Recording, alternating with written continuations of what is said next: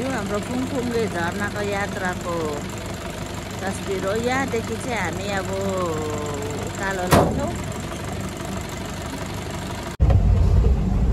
हामी मिकुवा खोला गाउँपालिकाको अगाडि त्यहाँबाट अगाडि बढिरहेछौँ। यहाँनिर बाटो ब्लक भइरहेछ। अन द वे टु पुङपुङ नै झरना। हामी यस्तो अप्ठ्यारो बाटो जाँदैछौँ, तर त्यहाँ पुगेपछि चाहिँ यति रमाइलो छ भन्ने आशा छ। सबजना दङ्ग पर्ने स्थिति छ है भनेको अनुसार।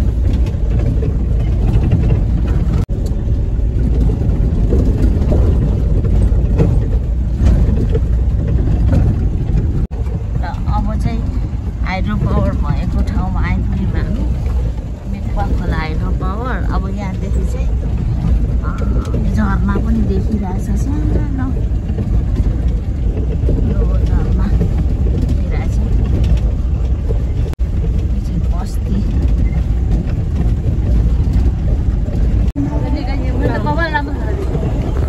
ए हल्लिएर त केही भएन त। हाइड्रोको क्याम्पमा खिच्न खोजेको त।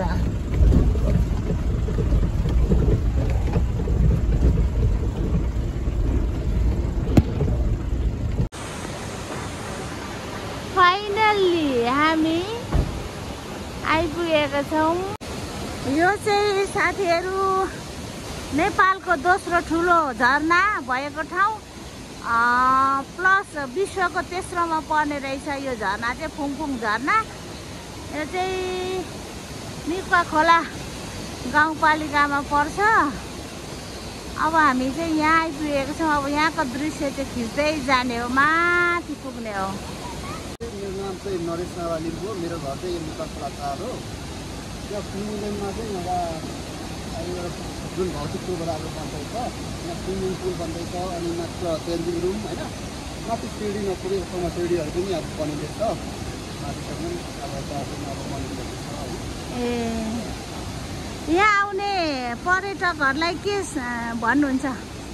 यहाँ आउने पर्यटकहरूले चाहिँ घुमेर चाहिँ रमाइलो गरेर जानु है। कहिलेसम्म बनिसक्छ यो स्विमिङ पुलहरू चाहिँ? यो आर्थिकमै बढिसक्ने नै अब हाम्रो एउटा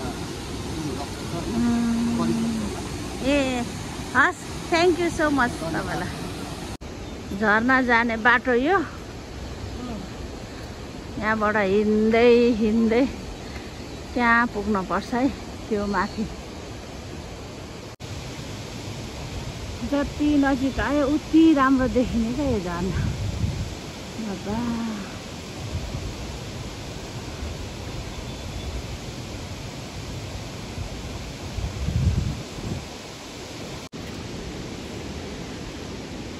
यहाँबाट हेर्दा खोला अनि बिस्तारै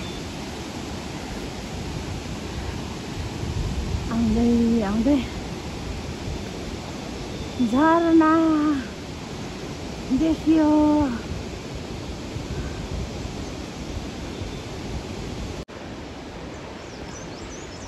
यहाँदेखि चाहिँ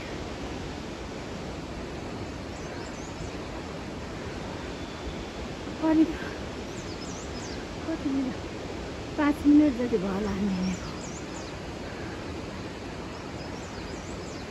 उकालो साह्रै दामी, साह्रै आनन्द हुने झरना देखेर। पिक्चरमा कतिको देखाउन सके, एकदम ठुलो र राम्रो झरेको छ। अब बर्खायाममा चाहिँ यहीँदेखि नै भित्सरे ठुलो भएर छालले। अब यो चाहिँ अहिले हिउँदको सिजनमा चाहिँ यत्रो मात्रै हुँदो रहेछ। नयाँ साथीहरू झन्डै त्यसको फेदमा आउन लाग्यो। ल अब चाहिँ फाइनली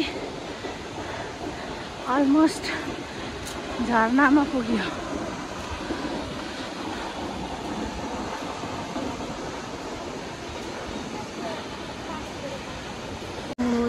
देखि चाहिँ सुरु हुँदो रहेछ है त्यहाँको पानी आउनु। अहिले चाहिँ जति स्यासा भयो त्यो सब आनन्द भयो देखेर। यहाँ त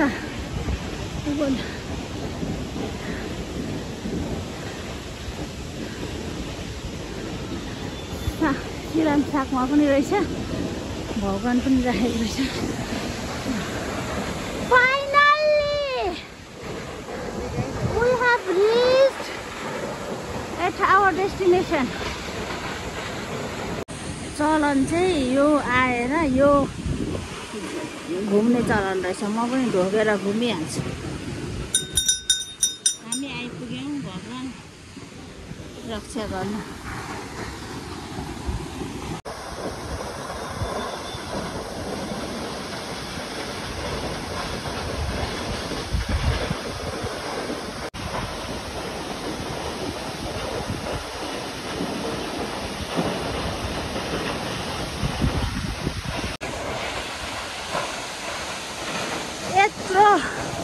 करिब 10 मिनट हिँडेपछि हामी यो झरनामा आइपुग्यौँ। यसको सौन्दर्यको वर्णन गरेर साध्यै छैन, त्यति आनन्द फिल भइरहेछ। र हाम्रो महिला शाखाको प्रमुख मिकुवा खोला गाउँपालिकाको महिला शाखा प्रमुख हाम्रो डिकमायाले 2 शब्द जाओस् त यो झरनाको बारेमा।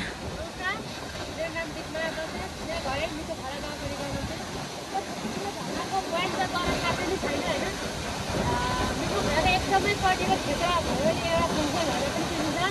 यस्तै हाम्रो धेरै कयौँ पर्यटक क्षेत्रहरू छन्। बक्से खोला, हाम्रो लोदेन, हाम्रो उषा पोखरी, त्यति हाम्रो धेरै नै पर्यटक स्थलहरू छन्। तर एकदमै यो उषा खोला गाउँपालिकाको नजिकमा रहेको यो फुलको झरना चाहिँ कयौँ मान्छेहरू आएर यहाँ आएर घुमेर उहाँहरू जानु भएको छ। यहाँको उहाँहरू घुमेर आउँदाखेरि उहाँले मिको खोला गाउँपालिकाको फुलको झरनाको एकदमै धेरै पोइन्ट गरेर जानु भएको छ। यति भन्दै उहाँहरूलाई सबैलाई या तपाईँको आफन्तहरूलाई यसरी मिको खोलाको फुलको झरनामा आएर यसो दृश्य अवलोकन गरेर यहाँको भ्रमण गरेर गइदिनु हुँदैन आश गर्दै दृश्य यही हजुर। थ्याङ्क यू डिकमायाज्यू, थ्याङ्क यू।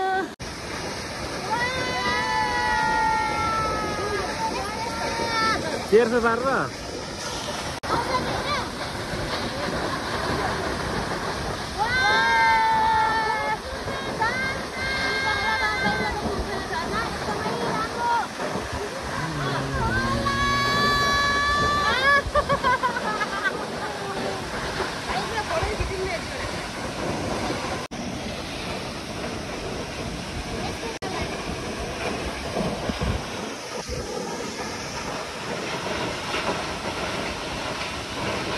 सर ल ल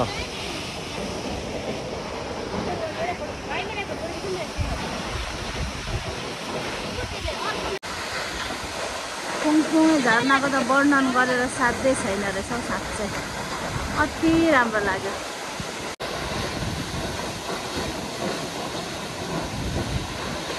यस्तरी के भाइ यहाँदेखि हेर्दाखेरि चाहिँ यहाँ तल चाहिँ खोला बगेर गएको छ, निकै तल। म जस्तो मान्छेलाई चाहिँ 10 मिनट लाग्यो तलदेखि आउनु यहाँ चाहिँ आइपुग्दा। तर यहाँ आइसकेपछि चाहिँ असाध्यै आनन्द हुँदो रहेछ। हामी यहाँदेखि सिधा तहाँ गएको भए पनि हुन्थ्यो, त्यहाँ जान चाहिँ अलिक आँटा आएन। म एकछिन साउन्ड सुनाउँछु ल यो नेचुरल झरनाको।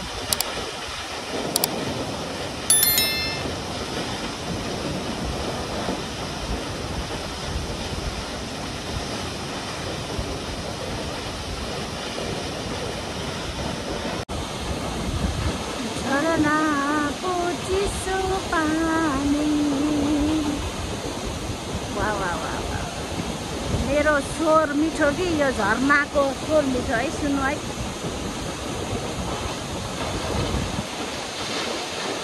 अभियसली झरनाको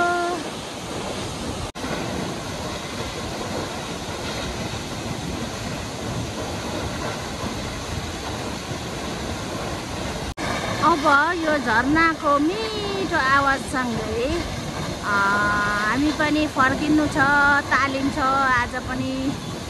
सो आजलाई यहीँ नै मेरो भिडियो एन्ड गर्छु, फेरि अर्को भिडियो लिएर आउनेछु। Thank you for watching, bye bye, see you साथीहरू।